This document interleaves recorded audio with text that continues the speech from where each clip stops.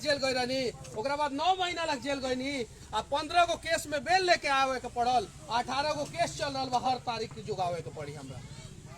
क्या कही हम सुप्रीम कोर्ट से जाके कहम कि हमारा सारा केस गलत बात है तो वो माफ कर दी का? वो तो सबूत मांगे, अब प्रशासन सबूत हमरा खिलाफ पेश करी कि ना करी? हम का करें बताई लगी रौनी के हमर को केस देखी लगी का बाटे तो के साथ दी बताई लगी। हम सब साथ हैं, हम लोग साथ देंगे, हम सब साथ हैं, पूरा बिहार आपके साथ है। हम गुटखा ना खाए के कहे नहीं लोग के, हम नशा छोड़ावे नहीं, हम रास्ता में घूमत जानी आ कोनो गरीब के लड़का अगर मछली मारत मिल जाला तो कहे नहीं मछली मत मार, किताब उठाओ पढ़, अपन गरीबी दूर कर। का गलत करे रही हम?